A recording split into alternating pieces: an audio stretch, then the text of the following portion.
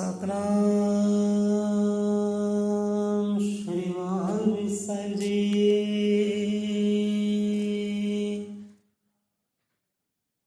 ਸਤਨਾਮ।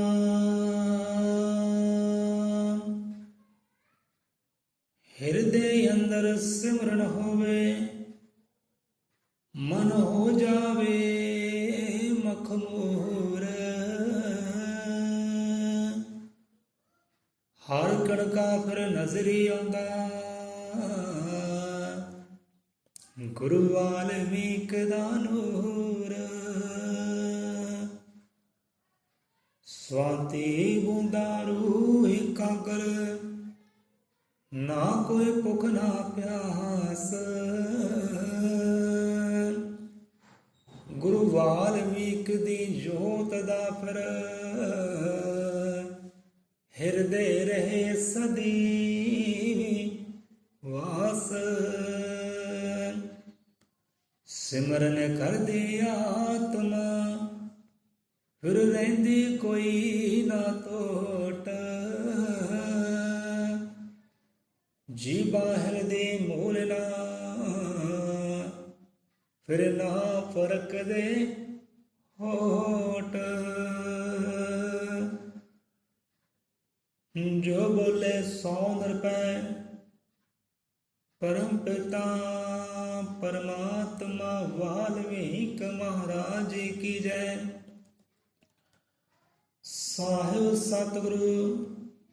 ਸਤਿਗੁਰੂ ਗਿਆਨਨਾਥ ਮਹਾਰਾਜ ਜੀ ਕੀ ਜੈ। ਸਾਹਿਬ ਸਤਿਗੁਰੂ ਹਰੀਨਾਥ ਮਹਾਰਾਜ ਜੀ ਕੀ ਜੈ। ਸਰਬਤ ਸਾਧ ਸੰਗਤ ਜੀ ਕੀ ਜੈ ਹੋਵੇ।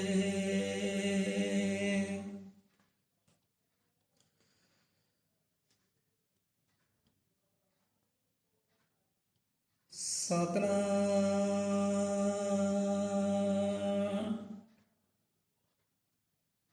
ਟੱਡਾ ਕਹੇ ਢੋਂਗ ਮਨੁष्य ਨੇ, ਰਚੇ ਹੈ ਬੇਸ਼ੁਮਾਰ। ਸਤ ਪਤ ਕੋ ਨਾ ਤਿਆਗ ਦੂੰ, ਬੁੱਧੀ ਦੋ ਦਾਤਾਰ। हे पार ब्रह्म परमेश्वर, हे दातों के दातार, हे अकाल पुरख भगवान जीओ, दाता जीओ। आप दे जीवा ने सतगुरु महाराज सच दे मार्ग ਨੂੰ ਗ੍ਰਹਿਣ ਕਰਨ ਲਈ, ਸੱਚ ਦੇ ਮਾਰਗ ਤੋਂ ਦੂਰ ਜਾਣ ਲਈ, ਆਪ ਦੇ ਤੀਰਥ ਧਾਮ ਤੇ ਨਾ ਆਉਣ ਲਈ, ਬਾਣੀ ਨਾਲ ਨਾ ਜੁੜਨ ਲਈ, ਤੇਰੇ ਹੁਕਮ ਨੂੰ ਨਾ ਮੰਨਣ ਲਈ ਦਾਤਾ ਜੀਓ ਅਨੇਕਾਂ ਹੀ ਬਹਾਨੇ ਰਚੇ ਹੋਏ ਨੇ, ਢੋਂਗ ਰਚੇ ਹੋਏ ਨੇ। ਸੋ ਮੈਨੂੰ ਮੱਤ ਬਖਸ਼ੋ ਦਾਤਾ ਜੀਓ, ਜਿੱਥੇ ਸੰਸਾਰ ਨੇ ਬਹਾਨੇ ਰਚੇ ਨੇ, ਢੋਂਗ ਰਚੇ ਨੇ ਕਿ ਅਸੀਂ ਇਸ਼ਨਾਨ ਪਾਣੀ ਨਹੀਂ ਕੀਤਾ, ਗੁਰੂ ਘਰ ਨਹੀਂ ਜਾਣਾ, ਜਿੱਥੇ ਬਾਣੀ ਉਚਾਰ ਹੁੰਦੀ ਹੈ ਉੱਥੇ ਨਹੀਂ ਜਾਣਾ। ਸੋ ਘਰ ਗ੍ਰਸਤੀ ਬਹੁਤ ਹੈ, ਜ਼ਿੰਮੇਵਾਰੀ ਬਹੁਤ ਹੈ ਮਹਾਰਾਜ ਜੀਓ, ਟਾਈਮ ਹੀ ਹੈ ਨਹੀਂ ਸਤਸੰਗ ਵਿੱਚ ਹਾਜ਼ਰੀ ਲਵਾਉਣ ਦਾ, ਗੁਰੂ ਬਾਣੀ ਨਾਲ ਜੁੜਨ ਦਾ, ਸ਼ਬਦ ਨਾਲ ਜੁੜਨ ਦਾ, ਧਿਆਨ ਨਾਲ ਜੁੜਨ ਦਾ ਟਾਈਮ ਹੈ ਨਹੀਂ। ਸੋ ਇਹੋ ਜਿਹੇ ਅਨੇਕਾਂ ਹੀ ਮਹਾਰਾਜ ਬਹਾਨੇ ਘੜੇ ਹੋਏ ਨੇ ਜੀਵ ਨੇ। ਸੋ ਮੈਨੂੰ ਆਪ ਮੱਤ ਬਖਸ਼ੋ, ਸਰਮੱਤ ਬਖਸ਼ੋ ਕਿ ਮੈਂ ਸੱਚ ਦੇ ਧਰਮ ਨੂੰ ਦਾਤਾ ਜੀ ਕਦੇ ਵਿਸਾਰਾਂ ਨਾ, ਸੱਚ ਦੇ ਮਾਰਗ ਤੋਂ ਕਦੇ ਥੜਕਾਂ ਨਾ, ਤੇਰੇ ਹੁਕਮ ਤੇ ਚੱਲਾਂ, ਬਾਣੀ ਨਾਲ ਜੁੜਾ, ਸਿਮਰਨ ਨਾਲ ਜੁੜਾ। ਮੈਨੂੰ ਐਸੀ ਮੱਤ ਬਖਸ਼ੋ, ਸਰਮੱਤ ਬਖਸ਼ੋ, ਬਲ ਬਖਸ਼ੋ। ਢੱਡਾ ਕਹੇ ਢੋਗ ਮਨੁष्य ਰਚੇ ਬੇਸ਼ੁਮਾਰ। ਸਤ ਪਤ ਕੋ ਨਾ ਤਿਆਗ ਦੋ, ਬੁੱਧੀ ਦੋ ਦਾਤਾਰ। ਮੈਨੂੰ ਬੁੱਧ ਬਖਸ਼ੋ, ਅਕਲ ਬਖਸ਼ੋ। ਸਤ ਕਹਿੰਦੇ ਨੇ ਪਰਮਾਤਮਾ ਨੂੰ, ਸਿਰਜਣਹਾਰੇ ਨੂੰ। ਪਤ ਕਹਿੰਦੇ ਨੇ ਮਾਰਗ ਨੂੰ।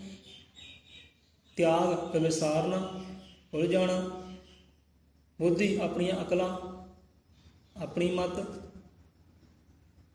ਸੋ ਸੰਗਤ ਜੀਓ, ਸੋ ਰੱਬ ਦੇ ਰੰਗ ਪਹਿਲਾਂ ਤਾਂ ਬਹਾਨੇ ਸੀ ਗੁਰੂ ਘਰ ਨਾ ਆਉਣ ਲਈ, ਅੱਜ ਤਾਂ ਮਹਾਰਾਜ ਨੇ, ਉਹ ਰੱਬ ਨੇ ਸਾਰੇ ਬਹਾਨੇ ਹੀ ਖਤਮ ਕਰ ਦਿੱਤੇ ਆ।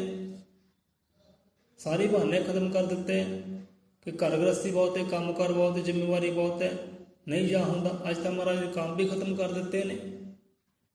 ਬੱਚਿਆਂ ਨੂੰ ਤਿਆਰ ਕਰਨਾ, ਸਕੂਲੇ ਭੇਜਣਾ, ਰੋਟੀ ਪਾਣੀ ਕਰਨਾ। ਸੋ ਬੱਚੇ ਵੀ ਅੱਜ ਸਕੂਲਾਂ ਵਿੱਚ ਬੈਠੇ ਨਹੀਂ, ਘਰਾਂ ਵਿੱਚ ਬੈਠੇ ਨੇ, ਸਕੂਲ ਵੀ ਬੰਦ ਹੈ ਅੱਜ। ਬੀਬੀਆਂ ਜੋ ਕੰਮਾਂ ਕਾਰ 'ਤੇ ਜਾਂਦੀਆਂ ਸੀ ਮਹਾਰਾਜ ਜੀ, ਉਹ ਵੀ ਘਰਾਂ ਵਿੱਚ ਬੈਠੇ ਨੇ, ਬੰਦੇ ਵੀ ਘਰਾਂ ਵਿੱਚ ਬੈਠੇ ਨੇ। ਪਰ ਗੁਰੂ ਘਰ ਵਿੱਚ ਅੱਜ ਵੀ ਕੋਈ ਹਾਜ਼ਰੀ ਨਹੀਂ ਲਵਾ ਰਿਹਾ, ਉਹਦੇ ਸਿਮਰਨ ਨਾਲ, ਜਾਪ ਦੇ ਨਾਲ, ਬੰਦਗੀ ਦੇ ਨਾਲ ਅੱਜ ਵੀ ਨਹੀਂ ਕੋਈ ਜੁੜ ਰਿਹਾ, ਸਤਸੰਗ ਵਿੱਚ ਅੱਜ ਵੀ ਨਹੀਂ ਕੋਈ ਆ ਰਿਹਾ। ਸੋ ਰੱਬ ਦੇ ਰੰਗ ਹੈ, ਰੱਬ ਦੇ ਰੰਗ ਹੈ। ਸੋ ਸੰਗਤ ਜੀਓ, ਸੋ ਕੱਲ ਆਪਾਂ ਵਿਚਾਰ ਕੀਤਾ ਸੀ, ਕਿਸ ਵਿਸ਼ੇ ਤੇ ਵਿਚਾਰ ਕੀਤਾ ਸੀ? ਆਪ ਨੂੰ ਯਾਦ ਹੋਵੇ, ਯਾਦ ਹੈ? ਸੋ ਕੋਈ ਗੱਲ ਨਹੀਂ, ਰੱਬ ਖੈਰ ਕਰੇ, ਨਹੀਂ ਚੇਤੇ ਤਾਂ। ਸੋ ਕੀ ਸਿੱਖਿਆ ਸਤਸੰਗ ਵਿੱਚੋਂ? ਰਿਹਾ ਨਾ ਕੁਝ ਵੀ ਯਾਦ, ਕੇਵਲ ਇੰਨਾ ਯਾਦ ਹੈ, ਦਾਲ ਬੜੀ ਸੀ ਸਵਾਦ। ਕਿ ਸਤਸੰਗ ਵਿੱਚੋਂ ਕੀ ਸਿੱਖਿਆ ਕੀਤੀ, ਕੋਈ ਚੇਤੇ ਨਹੀਂ। ਕਿਹੜੇ ਬੋਲ ਉਚਾਰਨ ਹੋਏ, ਕਿਹੜੀ ਬਾਣੀ ਚੱਲੀ, ਕਿਹੜਾ ਹੁਕਮ ਚੱਲਿਆ, ਕੋਈ ਚੇਤੇ ਨਹੀਂ। ਪਰ ਇੰਨਾ ਚੇਤੇ ਹੈ ਕਿ ਲੰਗਰ ਵਿੱਚ ਦਾਲ ਸਬਜ਼ੀ ਬੜੀ ਸਵਾਦ ਬਣੀ ਸੀ, ਜਾਂ ਘਰ ਵਿੱਚ ਪ੍ਰਸ਼ਾਦੇ ਬਹੁਤ ਸਵਾਦ 'ਚ ਬਣੇ ਸੀ, ਉਹ ਚੇਤੇ ਹੈ।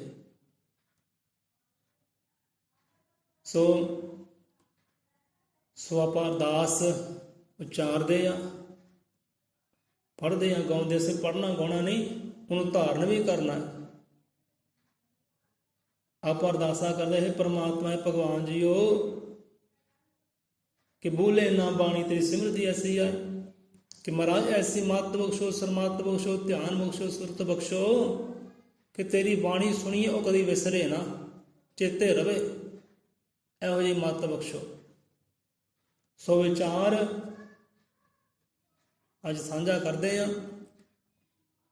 ਸੋ ਕਿ ਸਮਝਾਉਣਾ ਸਾਡਾ ਕੰਮ ਨਹੀਂ, ਸਿੱਖਿਆ ਦੇਣੀ ਸਾਡਾ ਕੰਮ ਨਹੀਂ। ਸੋ ਆਪਾਂ ਵਿਚਾਰ ਸਾਂਝਾ ਕਰਨਾ ਹੈ, ਜੋ ਸ਼ਬਦ ਗੁਰੂ ਮਹਾਰਾਜ ਵਿਚਾਰ ਦੱਸਦੇ ਨੇ ਉਹ ਸਾਂਝਾ ਕਰਨਾ ਹੈ। ਬਾਕੀ ਸਿੱਖਿਆ ਦੇਣ ਵਾਲਾ ਗੁਰੂ ਮਹਾਰਾਜ ਹੈ, ਸਮਝਾਉਣ ਵਾਲਾ ਗੁਰੂ ਮਹਾਰਾਜ ਹੈ। ਸੋ ਵਿਚਾਰ ਸਾਂਝਾ ਕਰਨਾ ਹੈ। ਸੋ ਕੱਲ੍ਹ ਵਿਚਾਰ ਆਪਾਂ ਕੀਤਾ ਸੀ ਸਿਮਰਨ ਨੂੰ ਲੈ ਕੇ, ਸਿਮਰ ਤੇ ਵਿਚਾਰ ਕੀਤਾ ਸੀ। ਸੋ ਸਿਮਰਨ ਕੀ ਹੈ ਸਾਧ ਸੰਗਤ ਜੀਓ?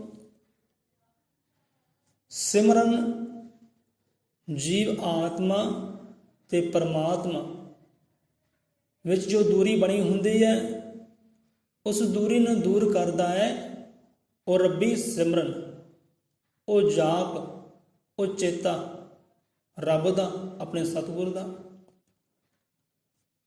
ਜੋ ਜੀਵ ਆਤਮਾ ਤੇ ਪਰਮਾਤਮਾ ਵਿੱਚ ਜੋ ਦੂਰੀ ਬਣੀ ਹੁੰਦੀ ਹੈ, ਉਸ ਦੂਰੀ ਨੂੰ ਦੂਰ ਕਰਦਾ ਹੈ ਸਿਮਰਨ, ਸਿਮਰਨ ਦੂਰ ਕਰਦਾ ਹੈ। ਸੋ ਇੱਥੇ ਬਾਣੀ ਕੀ ਫਰਮਾਨ ਕਰਦੀ ਹੈ ਕਿ ਸਿਮਰੋ ਸਿਮਰੋ ਹਰੀ ਨਾਮ ਨੂੰ, ਭਵ ਜਲ ਉਤਰੋ ਪਾਰ, ਸੁਖ ਮਨ ਸੁਰਤ ਵਿਚਾਰ ਕੇ ਚੰਗੇ ਕਰਨੇ ਵਣਜ ਵਪਾਰ। ਸੋ ਵਿਚਾਰ ਬਹੁਤ ਗਹਿਰਾਈ ਵਾਲੇ ਹਨ, ਬਰੀਕੀ ਵਾਲੇ ਹਨ। ਸੋ ਇੱਥੇ ਮਹਾਰਾਜ ਬਾਣੀ ਉਚਾਰਨ ਕਰਦੀ ਹੈ, ਸਮਝਾਉਣਾ ਕਰਦੀ ਹੈ ਕਿ ਸਿਮਰੋ ਸਿਮਰੋ ਹਰ ਨਾਮ ਨੂੰ। ਦੋ ਵਾਰੀ ਆਇਆ ਕਿ ਸਿਮਰ, ਉਹ ਜੀਵ, ਉਹ ਪ੍ਰਾਣੀ, ਉਹ ਸਿਮਰ। ਕਿਹਨੂੰ ਸਿਮਰ?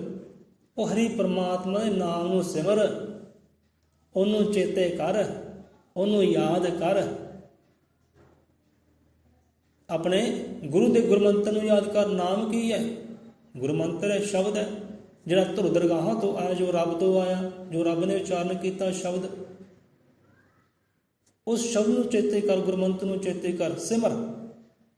ਉਹ ਰੱਬ ਦੇ ਸ਼ਬਦ ਨੂੰ ਚੇਤੇ ਕਰ, ਰੱਬ ਦੇ ਨਾਮ ਨੂੰ ਚੇਤੇ ਕਰ, ਸਿਮਰ। ਸੋ ਗੁਰੂ ਮੰਤਰ ਆਪਣੇ ਮਨ ਨੂੰ ਤਰ ਕਰ ਦੇਣ ਵਾਲਾ, ਇਕਾਗਰਤ ਕਰ ਦੇਣ ਵਾਲਾ, ਭਟਕਣਾ ਤੋਂ ਇਕਾਗਰ ਕਰ ਦੇਣ ਵਾਲਾ। ਮਨ ਭਟਕਦਾ ਹੈ, ਦੌੜਦਾ ਹੈ, ਦੁਖੀ ਪਰੇਸ਼ਾਨ ਹੁੰਦਾ ਹੈ, ਸੁਖ ਬਖਸ਼ਿਸ਼ ਕਰ ਦੇਣ ਵਾਲਾ ਉਹ ਗੁਰੂ ਦਾ ਨਾਮ, ਉਹ ਰੱਬ ਦਾ ਨਾਮ, ਉਹ ਸ਼ਬਦ, ਉਹ ਗੁਰੂ ਮੰਤਰ ਕਿ ਸਿਮਰੋ ਸਿਮਰੋ ਹਰਿ ਨਾਮ ਨੂੰ ਭਵ ਜਲ ਉਤਰੋ ਪਾਰ। ਕਿ ਜੇ ਨਾਮ ਸਿਮਰਦੇ ਆ, ਨਾਮ ਚੇਤੇ ਕਰਦੇ ਆ, ਫਿਰ ਕੀ ਹੁੰਦਾ? ਫਿਰ ਜੀਵ ਆਤਮਾ ਇਸ ਸੰਸਾਰ ਰੂਪੀ ਭਵ ਸਾਗਰ ਨੂੰ ਪਾਰ ਉਤਾਰਾ ਕਰ ਲੈਂਦੀ ਹੈ, ਭਾਵ ਕਿ ਜਨਮ ਮਰਨ ਤੋਂ ਮੁਕਤ ਹੋ ਜਾਂਦੀ ਹੈ, ਛੁਟਕਾਰਾ ਪਾ ਲੈਂਦੀ ਹੈ ਇਹ ਜਨਮ ਮਰਨ ਦੇ ਦੁੱਖਾਂ ਤੋਂ। ਇਹ ਜਨਮ ਮਰਨ ਕੀ ਹੈ? ਦੁਖੀ ਹੈ। ਬੰਦਾ ਬਾਰ-ਬਾਰ ਜੰਮਦਾ ਹੈ, ਬਾਰ-ਬਾਰ ਮਰਦਾ ਹੈ, ਗਰਭ ਵਿੱਚ ਆਉਂਦਾ। ਗਰਭ ਕੀ ਹੈ? ਦੋਜ਼ਖੀ ਹੈ, ਦੁਖੀ ਹੈ। ਸੋ ਜੀਵ ਇਸ ਚੱਕਰ ਤੋਂ ਛੁਟਕਾਰਾ ਪਾ ਲੈਂਦਾ ਹੈ ਜੇ ਸਿਮਰਨ ਕਰੇ, ਜੇ ਚੇਤੇ ਕਰੇ ਆਪਣੇ ਗੁਰੂ ਨੂੰ, ਗੁਰੂ ਸ਼ਬਦ ਨੂੰ, ਗੁਰੂ ਮੰਤਰ ਨੂੰ, ਉਹਦੇ ਨਾਮ ਨੂੰ ਚੇਤੇ ਕਰੇ ਤਾਂ। ਸਿਮਰੋ ਸਿਮਰੋ ਹਰਿ ਨਾਮ ਨੂੰ ਭਵ ਜਲ ਉਤਰੋ ਪਾਰ। ਸੁਖ ਮਨ ਸੁਰਤ ਵਿਚਾਰ ਚੰਗੇ ਕਰਨੇ ਬਣਜ ਵਿਚਾਰ। ਇਹ ਹੁਣ ਇਹ ਗੱਲ ਬਹੁਤ ਗਹਿਰਾਈ ਨਾਲ ਸਮਝਣ ਵਾਲੀ, ਬਰੀਕੀ ਨਾਲ ਸਮਝਣ ਵਾਲੀ ਹੈ। ਸੁਖ ਮਨ ਸ਼ਬਦ ਵਿਚਾਰ ਕੇ ਕਰਨੇ ਬਣਜ ਪਾਰ। ਸੁਖ ਮਨ ਸ਼ੁੱਧ ਵਿਚਾਰ ਕੇ। ਹੁਣ ਸੁਖ ਮਨ ਕੀ ਹੈ? ਸੁਖਮਨ ਮਾਰਗ ਹੈ। ਉਹ ਮਾਰਗ ਹੈ ਜਿਹੜਾ ਪ੍ਰਮਾਤਮਾ ਰੂਪੀ ਗੁਣਾਂ ਨੂੰ ਪ੍ਰਗਟ ਕਰਦਾ ਹੈ। ਉਸ ਮਾਰਗ 'ਤੇ ਚੱਲਦੇ ਹਾਂ ਤੇ ਪ੍ਰਮਾਤਮਾ ਰੂਪੀ ਗੁਣ ਪ੍ਰਗਟ ਹੋ ਜਾਂਦੇ ਨੇ। ਸੁਖਮਨ ਉਹ ਮਾਰਗ ਹੈ ਜਿਸ ਮਾਰਗ 'ਤੇ ਚੱਲਦੇ ਹਾਂ ਉਹ ਗਿਆਨ ਰੂਪੀ ਪ੍ਰਮਾਤਮਾ ਪ੍ਰਗਟ ਹੋ ਜਾਂਦਾ ਹੈ, ਜੋਤ ਰੂਪ ਪ੍ਰਮਾਤਮਾ ਪ੍ਰਗਟ ਹੋ ਜਾਂਦਾ ਹੈ। ਇਹ ਉਹ ਮਾਰਗ ਹੈ। ਸੁਖਮਨ ਉਹ ਮਾਰਗ ਹੈ ਜਿਸ 'ਤੇ ਚੱਲਦੇ ਹਾਂ ਇਹ ਪਰਮ ਆਨੰਦ, ਪਰਮ ਸੁਖ ਪ੍ਰਾਪਤ ਹੋ ਜਾਂਦਾ ਹੈ। ਸੋ ਗੁਰੂ ਦਾ ਮੰਤਰ, ਰੱਬ ਦਾ ਨਾਮਾ, ਉਹਦੇ ਨਾਲ ਸੁਰਤ ਜੁੜੇ, ਧਿਆਨ ਜੁੜੇ, ਇਕਾਗਰ ਹੋਵੇ ਤੇ ਫਿਰ ਜਾ ਕੇ ਇਹ ਦੁਆਰਾ ਖੁੱਲ੍ਹਦਾ ਹੈ। ਫਿਰ ਦੁਆਰੇ 'ਤੇ ਜੀਵ ਆਤਮਾ ਚੱਲਦੀ ਹੈ। ਸੁਖਮਨ ਸੁਰਤ ਵਿਚਾਰ ਕੇ ਚੰਗੇ ਕਰਨੇ ਬਣਜ ਪਤ। ਕਿ ਚੰਗਾ ਵਣਜ, ਚੰਗਾ ਵਪਾਰ, ਚੰਗਾ ਕਰਮ ਇਹੀ ਹੈ ਦੁਨੀਆ 'ਤੇ। ਨਹੀਂ ਤਾਂ ਬਾਕੀ ਸਾਰੇ ਕਰਮਾਂ ਵਿੱਚ, ਬਾਕੀ ਸਾਰੇ ਕੰਮਾਂ ਕਾਰਾਂ ਵਿੱਚ, ਸਭ ਵਣਜਾਰਿਆਂ ਵਿੱਚ ਖੋਟੀਆਂ ਨੇ, ਹੇਰਾ ਫੇਰੀਆਂ ਨੇ, ਧੋਖੇਬਾਜ਼ੀਆਂ ਨੇ। ਪਰ ਇਹ ਕਰਮ ਜਿਹੜਾ ਚੰਗਾ ਵਪਾਰ ਹੈ, ਚੰਗਾ ਵਣਜ, ਚੰਗਾ ਕਰਮ ਹੈ। ਸੁਖਮਨ ਸੁਰਤ ਵਿਚਾਰ ਕੇ ਕਰਨੇ। ਵਿਚਾਰ ਕਰ, ਸੋਝੀ ਕਰ, ਕਿਹੜਾ ਕੰਮ ਚੰਗਾ ਹੈ, ਕਿਹੜਾ ਕੰਮ ਮਾੜਾ ਹੈ, ਕਿਹੜੇ ਤੇਰੇ ਕਰਨ ਯੋਗ ਹੈ। ਸੋ ਇਹ ਹੈ ਸੁਖਮਨ ਸੁਰਤ ਵਿਚਾਰ ਕੇ ਚੰਗੇ ਕਰਨੇ ਵਣਜ ਪਾਰ। ਇਹੋ ਜਿਹੇ ਵਣਜ ਕਮਾਉਣੇ ਕਰ ਜੀਵ ਆਤਮਾ, ਇਹੋ ਜਿਹੇ ਵਣਜ ਕਮਾਉਣੇ ਕਰ। ਇਹ ਸਮਝਾਉਂਦੀ ਹੈ ਬਾਣੀ, ਗੁਰੂ ਮਹਾਰਾਜ ਸਮਝਾਉਂਦੇ ਨੇ। ਸੋ ਵਾਲਮੀਕ ਸਿਮਰਨ ਸਦਾ ਅਮੋਲ। ਕੱਲ ਆਇਆ ਸੀ ਬਾਣੀ ਵਿੱਚ ਵਾਲਮੀਕ ਸਿਮਰਨ ਸਦਾ ਅਮੋਲ। ਵਾਲਮੀਕ ਕਿ ਪ੍ਰਮਾਤਮਾ ਸਿਮਰਨਾ, ਗੁਰੂ ਦਾ ਸਿਮਰਨਾ, ਸ਼ਬਦ ਦਾ ਸਿਮਰਨ ਸਦਾ ਅਮੋਲ ਹੈ। ਇਹਨੂੰ ਸਿਮਰਦੇ ਹਾਂ ਤੇ ਜੀਵ ਆਤਮਾ ਜਿਹੜੀ ਇਨਸਾਨ ਅਨਮੋਲ ਹੀਰਾ ਬਣ ਜਾਂਦਾ ਹੈ, ਅਮੋਲ ਪਦਾਰਥ ਬਣੇ, ਰਤਨ ਬਣ ਜਾਂਦਾ ਹੈ। ਨਹੀਂ ਤਾਂ ਬੰਦਾ ਖੋਟਾ। ਬੁਰਿਆਂ ਕੋ ਮਿਲਦੀ ਬੁਰਿਆਈ ਤੇ ਖੋਟਾ ਬੰਦਾ ਜੰਮਦਾ ਰਜਾਈ। ਹੁਣ ਖੋਟਾ ਸਿੱਕਾ ਹੈ, ਕਿੱਥੇ ਚੱਲਦਾ ਹੈ ਭਾਈ? ਚੱਲਦਾ ਬਾਜ਼ਾਰਾਂ ਵਿੱਚ? ਨਹੀਂ ਚੱਲਦਾ, ਤਰਕਾਰਾਂ ਪੈਂਦੀਆਂ ਨੇ। ਇੱਦਾਂ ਹੀ ਜੀਵ ਆਤਮਾ ਹੈ, ਜਿਹਦੇ ਕੋਲ ਰੱਬ ਦਾ ਸਿਮਰਨਾ ਨਹੀਂ, ਗੁਰੂ ਦਾ ਸ਼ਬਦ ਨਹੀਂ, ਗੁਰੂ ਮੰਤਰ ਨਹੀਂ, ਉਹ ਖੋਟੇ ਸਿੱਕੇ ਬਰਾਬਰ ਹੀ ਹੈ। ਜਿਹੜਾ ਸਿਮਰਨ, ਜਿਹਦੇ ਕੋਲ ਸਿਮਰਨ ਹੈ, ਬੰਦਗੀ ਹੈ, ਜਪਣਾ ਹੈ, ਯਾਦ ਹੈ ਉਹ ਪਰਮੇਸ਼ਵਰ ਦੀ, ਉਹ ਯਾਦ ਹੈ, ਚਿੱਤ ਵਿੱਚ ਪਰਮਾਤਮਾ ਹੈ, ਸਤਿਗੁਰੂ ਹੈ, ਉਹ ਅਨਮੋਲ ਹੀਰਾ ਹੈ। ਉਹਦੀ ਕੋਈ ਕੀਮਤ ਅਦਾ ਨਹੀਂ ਕਰ ਸਕਦਾ। ਜਿੱਥੇ ਜਾਂਦਾ ਉੱਥੇ ਵਡਾਈਆਂ ਹੁੰਦੇ, ਗੁਣ ਹੁੰਦੇ ਨੇ ਉਹਦੇ। ਸਿਮਰਨ ਕਰਕੇ ਵਾਲਮੀਕ ਸਿਮਰਨ ਸਦਾ ਅਮੋਲ, ਇਹ ਹੈ ਕੀਮਤ। ਸੋ ਅੱਗੇ ਵਾਲਮੀਕ ਸਿਮਰਨ ਸੁਖ ਮਨ ਵਸੇ। ਵਾਲਮੀਕ ਸਿਮਰਨ ਸੁਖ ਮਨ ਵਸੇ। ਜੇ ਉਹਦਾ ਸਿਮਰਨਾ ਹੈ, ਉਹਦਾ ਜਪਣਾ ਹੈ, ਉਹਦੀ ਯਾਦ ਹੈ ਤਾਂ ਮਨ ਦੇ ਅੰਦਰ ਸੁੱਖ ਹੀ ਸੁੱਖ ਹੈ, ਆਨੰਦ ਹੀ ਆਨੰਦ ਹੈ। ਜੇ ਅੰਦਰ ਆਨੰਦ ਹੈ, ਅੰਦਰ ਸੁੱਖ ਹੈ ਤੇ ਬਾਹਰ ਵੀ ਫਿਰ ਸੁੱਖ ਹੀ ਸੁੱਖ ਹੈ, ਬਾਹਰ ਵੀ ਆਨੰਦ ਹੀ ਆਨੰਦ ਹੈ। ਜੇ ਅੰਦਰ ਸੁੱਖ ਨਹੀਂ, ਅੰਦਰ ਆਨੰਦ ਨਹੀਂ, ਅੰਦਰ ਸ਼ਾਂਤ ਨਹੀਂ, ਅੰਦਰ ਸ਼ਾਂਤੀ ਨਹੀਂ ਤਾਂ ਬਾਹਰ ਵੀ ਕਲਾ ਕਲੇਸ਼ ਹੀ ਹੈ, ਬਾਹਰ ਵੀ ਹਨੇਰੀ ਹੈ, ਬਾਹਰ ਵੀ ਦੁੱਖਾਂ ਦੇ ਭੰਡਾਰ ਹੀ ਹੈ। ਜਿਵੇਂ ਕਹਿੰਦੇ ਨੇ ਬਾਣੀ, ਘਰ ਸੁਖ ਵਸਿਆ ਤੇ ਬਾਹਰ ਸੁਖ ਪਾਇਆ। ਇਹਦੇ ਮਨ ਮੰਦਰ 'ਚ ਸੁੱਖ ਹੈ, ਆਨੰਦ ਹੈ, ਸਿਮਰਨ ਕਰਕੇ, ਬੰਦਗੀ ਕਰਕੇ, ਕਿਉਂਕਿ ਉਸ ਤੋਂ ਬਿਨਾਂ ਇਹ ਸੁੱਖ ਨਹੀਂ ਆਉਣਾ। ਉਸ ਜੀਵ ਲਈ ਬਾਹਰ ਵੀ ਸੁੱਖ ਹੈ, ਬਾਹਰ ਵੀ ਆਨੰਦ ਹੈ। ਘਰ ਕਹਿੰਦੇ ਨੇ ਆਪਣਾ ਮਨ ਮੰਦਰ, ਆਪਣਾ ਹਿਰਦਾ, ਘਰ ਸੁਖ ਵਸਿਆ। ਅੰਦਰ ਸੁੱਖ ਆਉਣਾ ਹੈ ਉਹਦੇ ਸਿਮਰਨ ਦੇ ਨਾਲ। ਵਾਲਮੀਕ ਸਿਮਰਨ ਸੁੱਖ ਮਨ ਵਸੇ। ਜੇ ਉਹਦਾ ਸਿਮਰਨਾ ਹੈ, ਉਹਦਾ ਚੇਤਾ ਹੈ ਤਾਂ ਅੰਦਰ ਸੁੱਖ ਹੈ, ਅੰਦਰ ਆਨੰਦ ਹੈ। ਜੇ ਚੇਤਾ ਨਹੀਂ, ਅੰਦਰ ਆਨੰਦ ਕਿੱਥੇ, ਅੰਦਰ ਸੁੱਖ ਕਿੱਥੇ ਹੈ? ਤੇ ਬਾਹਰ ਵੀ ਦੁੱਖ ਹੈ। ਬੰਦਾ ਭਟਕਦਾ ਹੈ, ਫਿਰ ਕੁਰਲਾਉਂਦਾ ਹੈ, ਬਾਹਰ ਵੀ ਦੁੱਖ ਹੈ ਜੇ ਅੰਦਰ ਸੁੱਖ ਨਹੀਂ ਤਾਂ। ਘਰ ਸੁਖ ਵਸਿਆ ਬਾਹਰ ਸੁਖ ਪਾਇਆ। ਜੇ ਅੰਦਰ ਸੁੱਖ ਹੈ, ਬਾਹਰ ਵੀ ਆਨੰਦ ਹੀ ਆਨੰਦ ਹੈ, ਜੀਵਨ ਹੀ ਆਨੰਦ ਹੈ, ਸੰਸਾਰ ਆਨੰਦਮਈ ਨਜ਼ਰ ਆਉਂਦਾ ਹੈ। ਇਹ ਸਿਮਰਨ ਦਾ ਕਰਕੇ। ਬਾਹਰ ਭਾਵੇਂ ਲੱਖ ਜਲਜਲੇ ਹੋਣ, ਲੱਖ ਤਬਾਹੀਆਂ ਹੋਣ, ਅੰਦਰ ਸੁੱਖ ਹੈ, ਅੰਦਰ ਸੁੱਖ ਹੈ। ਸੋ ਜੇ ਚੇਤਾ ਹੋਵੇ ਪਰਮਾਤਮਾ ਦਾ, ਸਿਮਰਨਾ ਭਾਵ ਕੋ ਚੇਤੇ ਕਰਨਾ, ਯਾਦ ਕਰਨਾ, ਜਪਣਾ।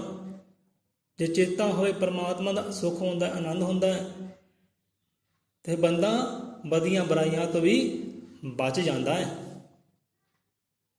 ਜਿਵੇਂ ਹੁੰਦਾ ਨਾ, ਸੋ ਸਤਿਗੁਰ ਪਿਆਰਾ ਮੇਰੇ ਨਾਲ ਹੈ, ਜਿੱਥੇ ਕਿੱਥੇ ਮੈਨੂੰ ਲੈ ਛੁਡਾਈ।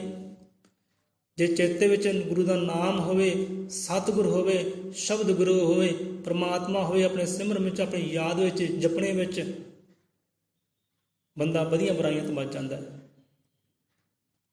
ਹੁਣ ਕਈ ਵਾਰ ਇੱਦਾਂ ਹੁੰਦਾ ਹੈ, ਸਾਹਮਣੇ ਦ੍ਰਿਸ਼ ਭੈੜੇ ਆ ਜਾਂਦੇ ਨੇ। ਜੇ ਚੇਤੇ ਵਿੱਚ ਗੁਰੂ ਹੋਵੇ, ਚੇਤੇ ਵਿੱਚ ਸਿਮਰਨ ਹੋਵੇ, ਯਾਦ ਹੋਵੇ, ਤੇ ਬੰਦਾ ਕਹਿੰਦਾ ਨਹੀਂ, ਪਰਮਾਤਮਾ ਮੇਰੇ ਨਾਲ ਹੈ, ਗੁਰੂ ਮੇਰੇ ਨਾਲ ਹੈ, ਮੈਂ ਦ੍ਰਿਸ਼ ਨਹੀਂ ਵੇਖ ਸਕਦਾ, ਪਿੱਛੇ ਹੀ ਮੁੜ ਜਾ। ਅੰਦਰੋਂ ਆਵਾਜ਼ ਆਉਂਦੀ ਹੈ, ਤੇਰੇ ਲਾਇਕ ਇਹ ਦ੍ਰਿਸ਼ ਨਹੀਂ, ਮੁੜ ਜਾ ਪਿੱਛੇ। ਬੰਦਾ ਮੁੜਦਾ ਹੈ, ਕਿਉਂ? ਚੇਤਾ ਹੈ। ਜੇ ਚੇਤੇ ਵਿੱਚ ਨਾ ਹੋਵੇ, ਗੁਰੂ ਮਹਾਰਾਜ ਸਿਮਰਨ ਵਿੱਚ ਨਾ ਹੋਵੇ, ਬੰਦਾ ਫਿਰ ਉਹਨਾਂ ਅਵਗੁਣਾਂ ਵਿੱਚ ਫਸ ਜਾਂਦਾ ਹੈ, ਬੇਕਾਰੀ ਬਣ ਜਾਂਦਾ ਹੈ, ਪਾਪਾਂ ਦਾ ਭਾਗੀ ਬਣ ਜਾਂਦਾ ਹੈ। ਹੁਣ ਬੁਰਾ ਸੁਣ ਵੀ ਹੋ ਜਾਂਦਾ ਹੈ, ਇਹੋ ਜਿਹਾ ਸਮਾਂ ਆ ਜਾਂਦਾ ਹੈ, ਕਿਤੇ ਬੋਲ ਕਬੋਲ ਹੁੰਦੇ ਨੇ, ਅਚਾਨਕ ਬੰਦਾ ਜਾਂਦਾ ਹੈ ਉੱਥੇ। ਫਿਰ ਜਿਹਨੂੰ ਚੇਤੇ ਹੈ ਕਿ ਮੇਰਾ ਸਤਿਗੁਰ ਮੇਰੇ ਨਾਲ ਹੈ, ਉਹਦਾ ਸਿਮਰਨ, ਉਹਦਾ ਚੇਤਾ ਹੈ, ਉਹ ਫਿਰ ਬਚਦਾ ਹੈ ਉਹਨਾਂ ਬੁਰੀਆਂ ਬਲਾਵਾਂ ਤੋਂ, ਕਿ ਨਹੀਂ ਮੇਰੇ ਲੈ ਕੇ ਇਹ ਕਾਰਜ ਹੀ ਹੈ ਨਹੀਂ। ਇਹੋ ਜਿਹੀ ਬਾਣੀ ਸੁਣਾ, ਮੈਂ ਖੁਸ਼ ਹੋ ਕੇ ਸੁਣਾ, ਪ੍ਰਸੰਨ ਹੋ ਕੇ ਸੁਣਾ, ਕਿ ਨਹੀਂ ਮੈਨੂੰ ਇਹ ਸਤਿਗੁਰ ਆਗਿਆ ਨਹੀਂ ਦਿੰਦਾ, ਸੋ ਪਰਤ ਜਾ ਪਿੱਛੇ। ਅੰਦਰੋਂ ਆਵਾਜ਼ ਆਉਂਦੀ ਹੈ।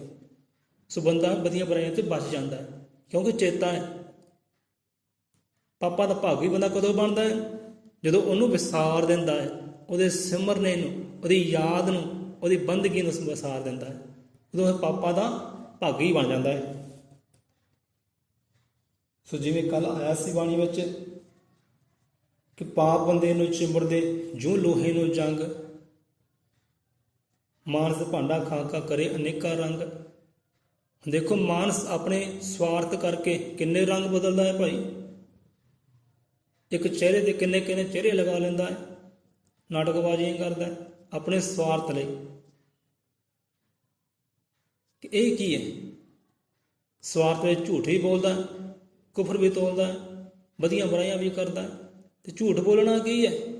ਆਪਾਂ ਕਿਤਾਬਾਂ ਵਿੱਚ ਪੜ੍ਹਦੇ ਹਾਂ, ਸਕੂਲਾਂ ਵਿੱਚ ਪੜ੍ਹਿਆ ਕਿ ਝੂਠ ਬੋਲਣਾ ਇੱਕ ਪਾਪ ਹੈ, ਇਹ ਵਿਕਾਰ ਹੈ। ਇਹਨਾਂ ਵਿਕਾਰਾਂ ਦਾ ਬੰਦਾ ਭਾਗੀ ਬਣ ਜਾਂਦਾ। ਕਿਉਂ?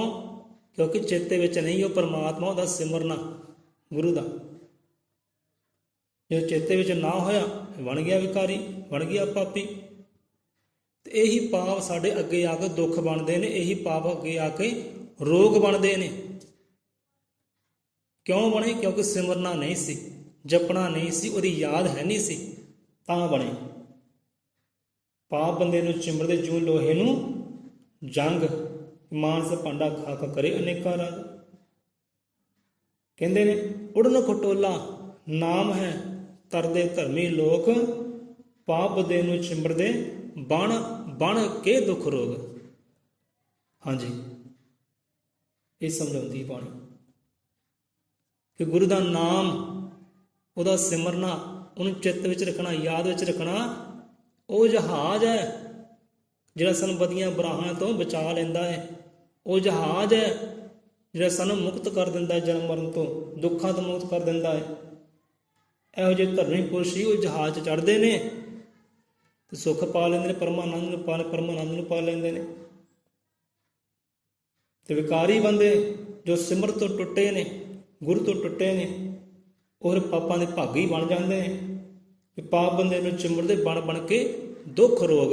ਫਿਰ ਉਹੀ ਕੀਤੇ ਹੋਏ ਪਾਪ, ਉਹੀ ਕੀਤੇ ਹੋਏ ਵਿਕਾਰ ਦੁੱਖ ਬਣਦੇ ਨੇ, ਰੋਗ ਬਣਦੇ ਨੇ, ਪਾਪ ਬਣਦੇ ਨੇ, ਸਿਮਰ ਤੋਂ ਬਿਨਾਂ, ਯਾਦ ਤੋਂ ਬਿਨਾਂ। ਇਹ ਸਮਝਾਉਣਾ ਕਰਦੀ ਬਾਣੀ। ਸੋ ਜੁੜੀਏ ਗੁਰੂ ਦੇ ਸਿਮਰਨ ਦੇ ਨਾਲ, ਯਾਦ ਦੇ ਨਾਲ, ਉਹਦੇ ਚੇਤੇ ਵਿੱਚ ਰਹੀਏ ਤੇ ਉਹਨੂੰ ਵੀ ਚੇਤੇ ਵਿੱਚ ਰੱਖੀਏ ਹਰ ਵੇਲੇ। ਛੋਟਾ ਬਣ ਕੇ ਵੇਖ ਨਜ਼ਾਰਾ, ਦਸਵੇਂ ਵਿੱਚ ਮੈਨੂੰ ਗੁਰੂ ਪਿਆਰਾ। ਪਿਆਰਿਆ ਵੇਖ ਲੈ ਸਿਮਰਨ ਕਰਕੇ, ਮੇਰਾ ਸਤਿਗੁਰੂ ਯਾਰ ਗਰੀਬਾਂ ਦਾ ਕੀ ਲੈਣਾ ਵੱਡਿਆ ਬਣ ਕੇ। ਤੂੰ ਸਿਮਰਨ ਕਰਕੇ ਵੇਖ, ਉਹ ਪ੍ਰਮਾਤਮਾ ਤੇਰੇ ਦਸਮ ਦਵਾਰ 'ਚ ਹੀ ਬੈਠਾ ਹੈ। ਤੂੰ ਸਿਮਰਨ ਤਾਂ ਕਰ, ਉਹਨੂੰ ਚੇਤੇ ਤਾਂ ਕਰ, ਯਾਦ ਤਾਂ ਕਰ ਮਾੜਾ ਜਿਹਾ। ਤੇਰੇ ਦਸਮ ਦਵਾਰ ਵਿੱਚ ਹੀ ਬੈਠਾ ਹੈ। ਆਪਣੇ ਮਨ ਨੂੰ ਨੀਵਾਂ ਕਰ, ਹੰਕਾਰ ਨੂੰ ਨੀਵਾਂ ਕਰ, ਤੇ ਪ੍ਰਮਾਤਮਾ ਅੰਦਰ ਹੀ ਹੈ। ਸੋ ਅੱਜ ਬਾਣੀ ਉਚਾਰਨ ਕਰਦੇ ਹਾਂ। 3 ਵਾਰ ਸਿਮਰਨ ਦਾ ਜ਼ਿਕਰ ਆਇਆ, 3 ਵਾਰ। ਸੋ ਜੁੜੀਏ ਗੁਰੂ ਦੇ ਸਿਮਰਨ ਦੇ ਨਾਲ, ਉਹਦੀ ਯਾਦ ਦੇ ਨਾਲ, ਉਹਦੀ ਭਗਤੀ ਨਾਲ, ਬੰਦਗੀ ਦੇ ਨਾਲ। ਸੋ ਇਹ ਨਹੀਂ ਕਿ ਹਾਜ਼ਰੀਆਂ ਕਰੋ ਦਰ ਪ੍ਰਵਾਨ। ਸੋ ਸੰਗਤ ਜੀਓ, ਆਪ ਨੂੰ ਗੁਰਾਂ ਦੀ ਬਾਣੀ ਕਿਉਂ ਨਹੀਂ ਚੇਤੇ ਰਹਿੰਦੀ? ਕਿਉਂਕਿ ਕਾਰਨ ਹੈ, ਪ੍ਰਭਾਤ ਵੇਲੇ ਇੰਨਾ ਸਮਾਂ ਨਹੀਂ ਮਿਲਦਾ।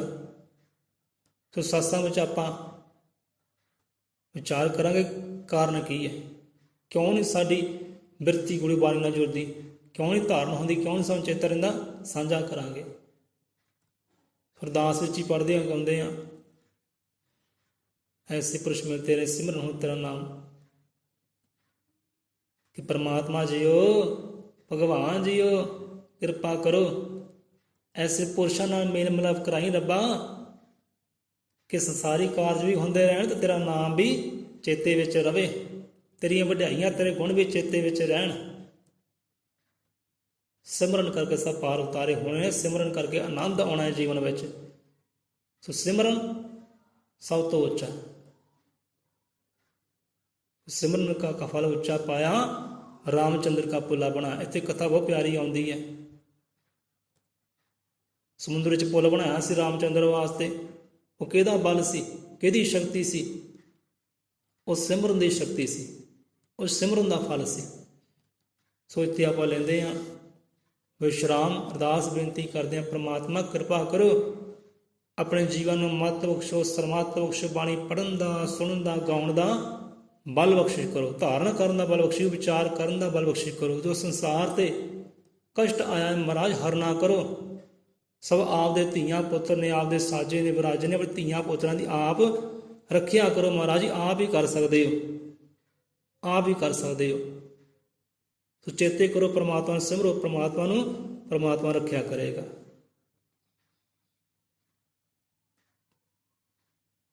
ਹਮ ਬਾਲਕ ਤੁਮ ਮਾਤ ਪਿਤਾ ਹਮ ਬਾਲਕ ਤੇਰੇ, ਤੇਰੀ ਕਿਰਪਾ ਮੇਂ ਸਭ ਸੁੱਖ ਕਨੇਰੇ।